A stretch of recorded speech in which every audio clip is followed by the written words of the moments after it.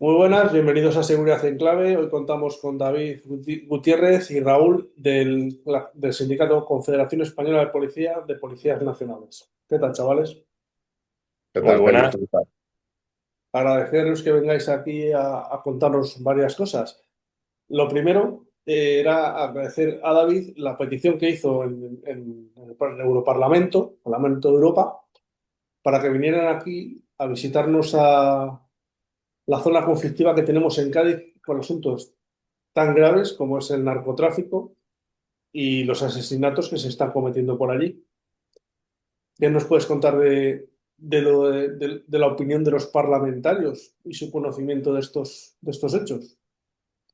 Bueno, para enmarcarlo un poco mejor, Félix, voy a explicar cuál fue la petición que presenté en nombre de la Confederación Española de Policía, que lo que hacía era denunciar el brutal aumento de agresiones que vivimos, pero no solo en el campo de Gibraltar o en España, sino que viven todos los compañeros en toda la Unión Europea, porque no es un problema regional o español, es un problema europeo. Nosotros pertenecemos al Sindicato Europeo de Policía, a EPU, y participamos activamente en él, y en las reuniones que mantenemos con nuestros colegas alemanes, austriacos, holandeses, italianos, con cualquiera de los países que podemos tener en mente de la Unión Europea, tienen exactamente la misma problemática que nosotros, y es que se ha perdido el principio de autoridad y que han aumentado brutalmente las agresiones. Entonces, lo que pedíamos en esa petición, aparte de denunciar este alarmante crecimiento, es que se legislasen dos cosas. La primera, que a todos los cuerpos de seguridad de la Unión Europea se les declarase profesión de riesgo, absolutamente a todos. Da igual que fuesen policías, que guardias civiles, funcionarios de migraciones, aduanas, fronteras. Segundo, que las agresiones contra compañeros sean declaradas eurodelitos para que aumenten las penas y de esa forma consigamos frenar este aumento y esa sensación de impunidad que tienen los delincuentes violentos cuando nos atacan. Y a raíz de esta petición es por lo que vino esa misión de eurodiputados a España, que es cierto que eligió el campo de Gibraltar porque, por desgracia, tras los asesinatos de David y Miguel Ángel, los compañeros de la Guardia Civil a los que mataron en Barbate, es un punto estratégico en el que se podía comprender mejor esa violencia que sufrimos, pero también se podía haber celebrado esta misión de investigación en Hamburgo o en Varsovia o en cualquier otra ciudad europea como puede ser Marsella, porque la violencia está desatada en todos los sitios. Y sobre lo que me preguntabas más concretamente, sobre la opinión de los eurodiputados, pues pese a que el gobierno volvió a intentar meter palos en las ruedas para que no se conociese la verdad de lo que vivimos, contaron con testimonios de las familias de los compañeros asesinados, vinieron compañeros que han sufrido agresiones muy graves, que algunos no se han podido ni siquiera reincorporar al servicio, tuvieron también nuestro testimonio como peticionarios y con todo ello yo creo que se llevaron una imagen muy clara y muy nítida de que necesitamos que nos protejan ya. Hablabas de la violencia. Recientemente, un equipo de fútbol de París ganó la Copa de Europa con un entrenador español como Luis Enrique, y allí se han producido unos hechos vandálicos tan enormes. Creo que hubo 5 fallecidos, entre ellos un niño. Quemaron no sé cuántos coches y asaltaban tiendas. Y curiosamente, las imágenes daban que eran todos, como diríamos, norteafricanos. ¿Puede ser el concepto así para aclararnos? Pues mira, la violencia está aumentando en los últimos años y lo está haciendo por diversos factores. Es cierto que si atendemos a las estadísticas sobre criminalidad, hay algunos sectores de la población que destacan sobre otros y en este caso es verdad bueno, que cuando cogen los datos del Ministerio del Interior se ve que hay extranjeros que despuntan por mucho en algunos tipos delictivos. Dicho eso, la inseguridad que vivimos los compañeros, que es lo que nosotros denunciamos, en muchas ocasiones es cierto que se produce por personas de origen extranjero, pero también se produce por personas de origen nacional. El tipo de delincuencia que nos ataca es muy diversa, por no decir prácticamente toda. A veces lo achacan solo a la delincuencia organizada, como pasaba en el campo de Gibraltar, pero también hemos explicado que los delincuentes comunes cada vez tienen menos temor a atacarnos porque no existe un reproche penal, porque pegar a un policía en demasiadas ocasiones sale prácticamente gratis. Entonces, ya no es solo que los delincuentes comunes también nos agredan, sino que a veces ciudadanos que no son delincuentes como tal, pero han perdido ese respeto a la autoridad o a sus agentes, cuando se sienten con, con toda la comprensión del mundo que a mí a veces me pasa, cuando se sienten hastiados, cansados, rabiosos con alguna institución, nos atacan a nosotros, porque somos los que estamos en primera línea defendiendo el marco legal y protegiendo a las instituciones. Entonces, nosotros más que centrarnos en el tipo de agresor, lo que nos centramos es en las agresiones, porque necesitamos frenarlas. Y ese es el punto en el que estamos trabajando. Por eso lo primero que pedimos es una protección jurídica, porque esa es la primera línea y es útil para cualquier tipo de agresor. Si el delincuente que quiere usar la violencia contra nosotros sabe que va a ir a la cárcel si lo hace, que es lo que ahora no sucede, se lo va a pensar dos veces. Esa es la clave en la que nosotros intentamos trabajar. Raúl, el legislador, Francia, Francia está desbocado. ¿perdona? Francia está desbocado. Lo que ha sucedido en Francia es gravísimo. Sí, sí. Son unos hechos muy, muy graves. O sea, es decir, eso demuestra que cada vez hay más violencia en las calles, que cada vez hay más agresiones y que está completamente descontrolado. Fíjate, pero sin irnos a Francia, ¿os acordáis de Salt, el Sí, pueblo este en Cataluña? sí. Que, oye, que a un tipo que resulta que no paga la hipoteca desde hace 4 o 5 años, van, le quitan la casa, le ejecutan la hipoteca y sus fieles, porque él es un imán musulmán, oye, la lían parda allí y el ayuntamiento a los 2 días acaba dándole una casa. Los jueces y tribunales tienen las herramientas necesarias para cumplir y hacer cumplir la ley e impartir justicia. Pues hombre, la verdad que ese es un debate muy interesante. Ahí eso deberían de contestarlo los jueces. Pero nos parece, por ejemplo, podemos poner el caso del que estás hablando. El otro día en Italia se aprobó el tema de los ocupas. Hubo una modificación en la ley para el tema de las ocupaciones y a partir de ahora lleva cárcel. ¿Qué es lo que va a pasar? Evidentemente, cuando se modifica una norma penal y se agravan las cosas, pues lo más posible. No podemos decirlo porque no tenemos una bola ni una varita para saber lo que va a pasar a futuro. Pero, hombre, todo indica el que, lógicamente, va a empezar a haber menos ocupaciones en Italia. Aquí en España antes, agredir a un policía nacional o a un guardia civil o a un policía local era atentado contra agente de la autoridad, de verdad que eran 2 años de prisión. Ujú. Ahora, El, ahora lo saldan con una multa. Una el multa problema, si la paga, ¿no? Pues sí, o sea, al final se declara insolvente. En muchos casos hay Joder. delincuentes que son insolventes y al final acaban nada, no pagan nada. Entonces, el legislador le da más derechos a los delincuentes que a los que nos protegen. Claro, el problema que tenemos es, bueno, son muchos, ¿no? Evidentemente, pero principalmente la parte que nos ocupa aquí en España y en el resto de Europa es la legislación. Está claro, por eso pedimos que se legisle en Europa lo que no se está legislando en España. O sea, hemos tenido que recurrir a Europa porque en España no se hace nada, el ministro del Interior no hace nada. Entonces hemos tenido que recurrir a Europa. ¿El ministro del Interior sigue de vacaciones o de Pues baja? seguramente esté de vacaciones viviendo la vida loca, como No, algunos miembros de este gobierno. no, ves que nosotros en la Guardia Civil echamos de menos a nuestra directora general, Sí. que oye, que una afiliada de base va y se reúne con ella, sí, el despacho de la dirección general, bien, no hay problema, pero no sé, esta directora general no atiende a las peticiones de los compañeros guardias civiles, ni de las familias.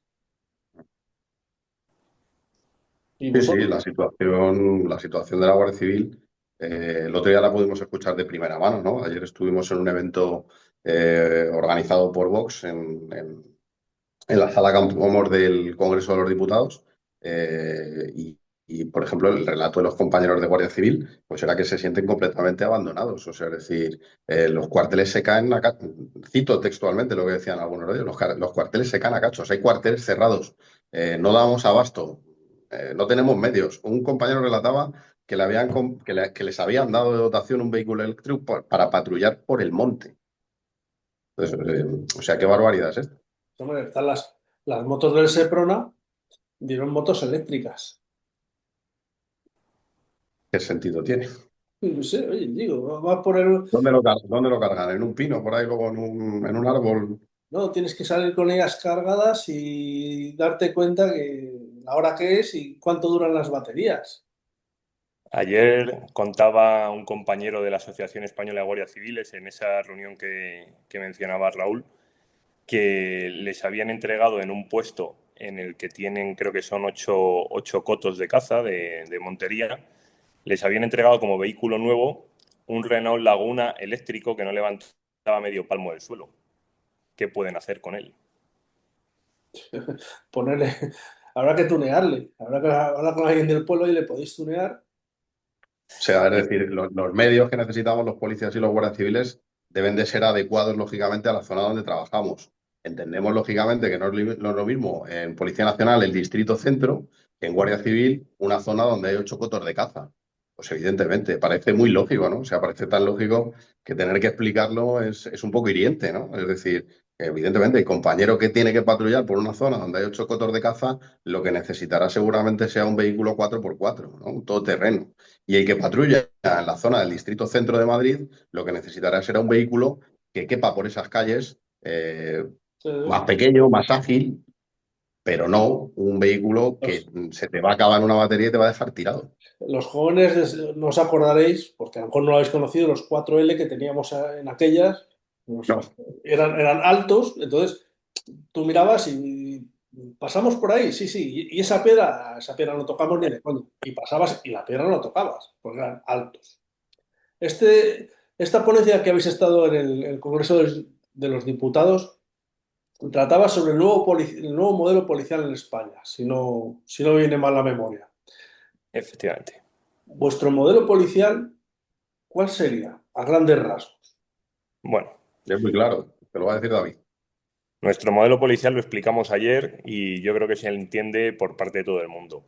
El modelo policial es que a los policías los dejen de matar, los dejen de herir, no les continúen causando lesiones que les dejen inválidos, porque si sucede todo eso, no hay modelo policial. No quedan policías para trabajar, no quedan policías para dar seguridad a los ciudadanos. Esa es la primera clave.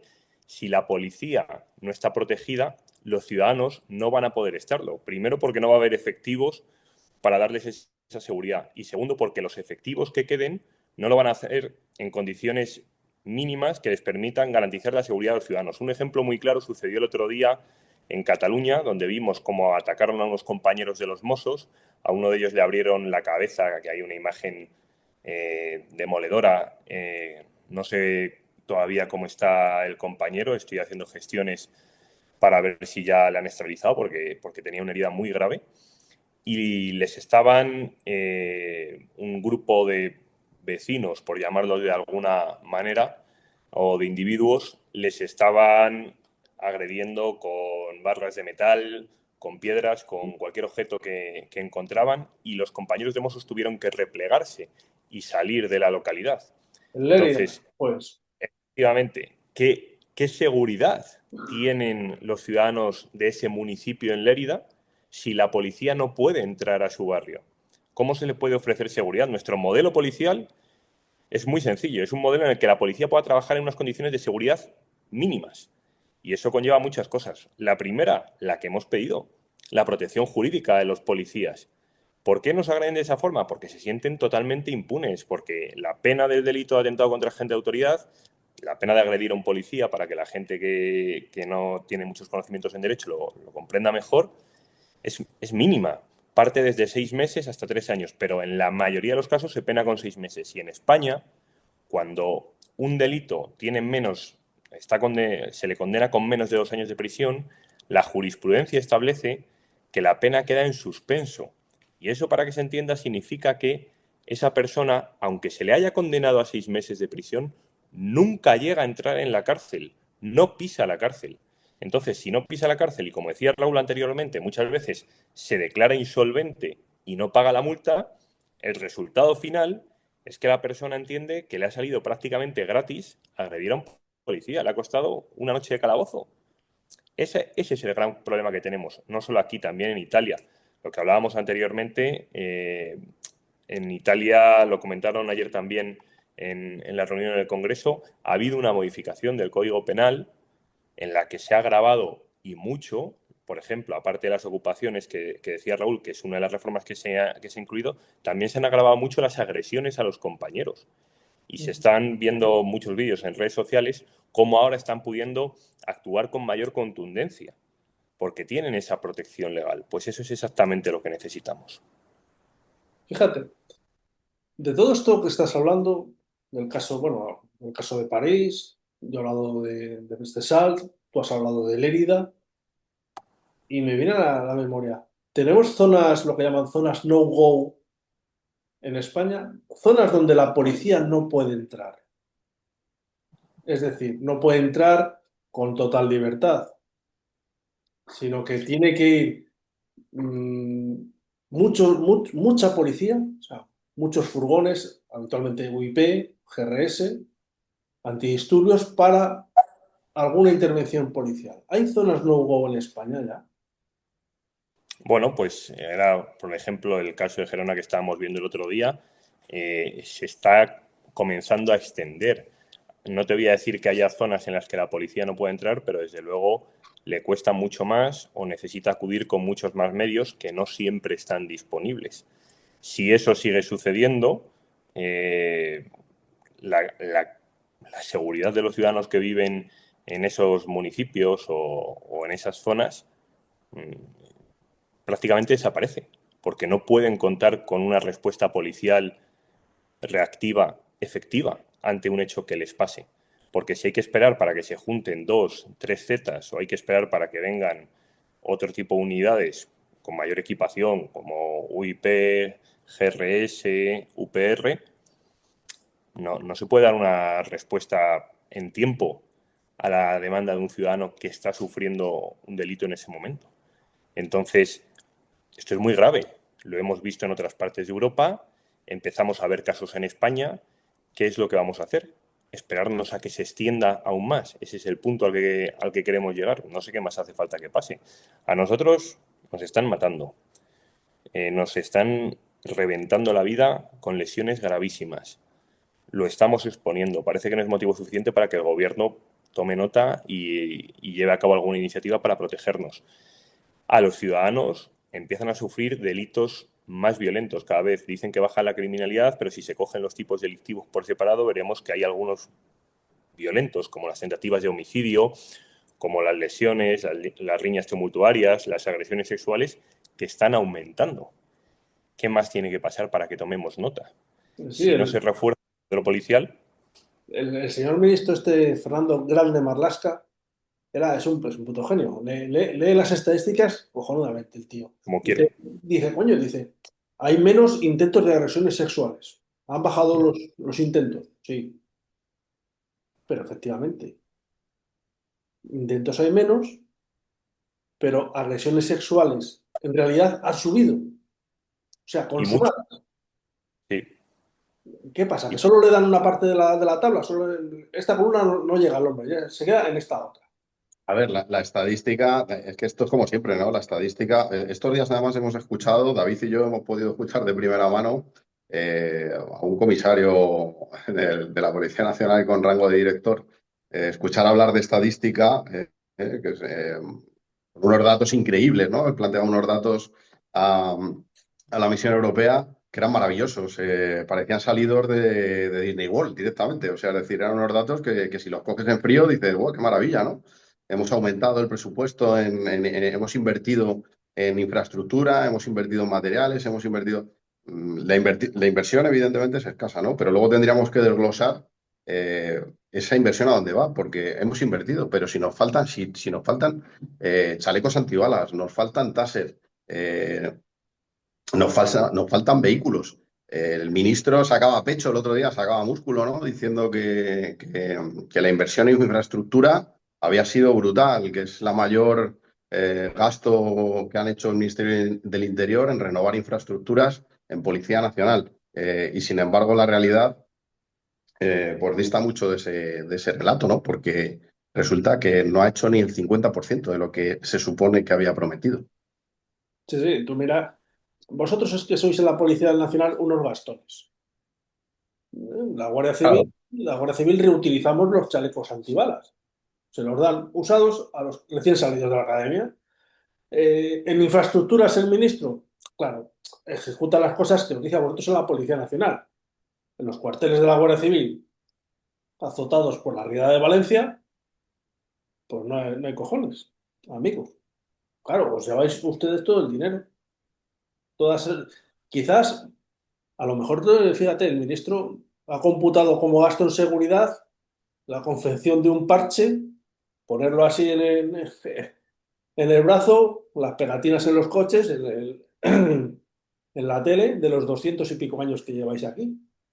Claro, es que el gasto en interior también supone comprar tóner para las impresoras, porque el ciudadano se tiene que llevar una copia de la denuncia. Es que también supone comprar bolígrafos. Claro, todo eso lo imputamos a gasto en seguridad, todo eso lo imputamos a gasto en interior, pero evidentemente eso no es gasto real en seguridad de los policías que dan la seguridad tal. Lo que está claro y es evidente es que, bueno, en su día ya el propio presidente del gobierno, el señor Pedro Sánchez, dijo abiertamente que los policías y la Guardia Civil, las fuerzas y cuerpos de seguridad, en general éramos un gasto superfluo, recordaréis todos. Si ya partiendo de que considera que el policía, las fuerzas y cuerpos de seguridad somos un gasto superfluo, pues entonces, ¿qué podemos esperar de un gobierno de este ministro?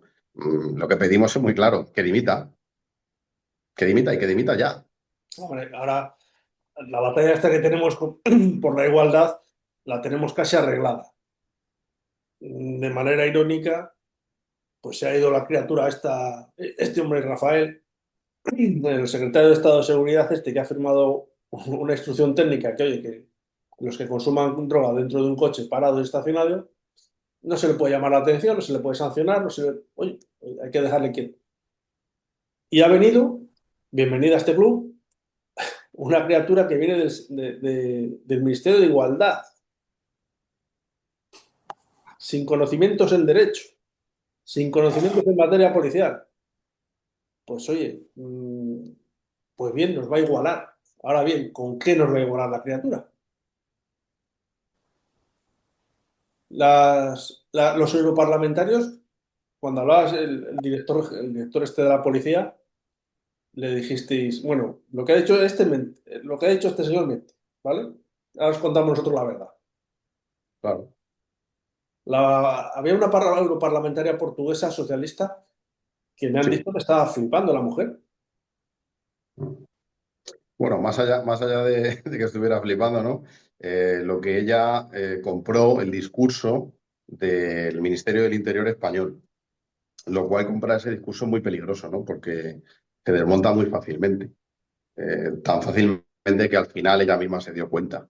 Pero es decir, esos datos que manejan, lógicamente, somos países de la Unión Europea, Portugal está pegado a nosotros, tenemos mucha relación con Portugal, tenemos mucha relación con Francia, y entonces, bueno, pues digamos que esta mujer pues compró el discurso del Ministerio del Interior y ella quiso dar unos datos que evidentemente pues, son datos que salen del Ministerio del Interior, pero lo que hablamos, el dato frío no refleja la realidad. El dato frío, la estadística fría, no refleja la realidad. La estadística, evidentemente, hay que analizarla, porque la estadística no es la realidad. Es lo que estamos hablando. Yo puedo gastar mucho dinero, yo puedo decir, voy a invertir este año 100.000 euros más en la Guardia Civil. Sí, pero si esos 100.000 euros van invertidos a comprar bolígrafos, No, yo no he protegido a la Guardia Civil. en la Guardia Civil han comprado bastones para los señores coroneles, generales y gente con mando que necesita un bastoncito para pasear una o dos veces al año por la unidad dando vueltecitas. Oye, un aplauso. Claro, claro. Y cuando os hablen, consejo, gratis, cuando os aconsejen de estadística, os hablan de estadística, le decís, mire, frente a la estadística vamos a dar la hemeroteca. Vamos a poner en San Google agresiones a policías, a guardias civiles. Y ahí veis la realidad, no la estadística. Chicos, muchísimas gracias por venir, por vuestro trabajo y vuestro esfuerzo. Y que no decaiga. Cuando Un queráis, placer. aquí tenéis vuestra casa. Un Gracias placer, a ti Félix. por invitarnos, Félix. Un placer estar contigo. Gracias por acompañarnos en Seguridad en Clave. Si este episodio te ha hecho pensar, comparte, comenta y suscríbete. La seguridad no es un eslogan, es una realidad que merece ser contada.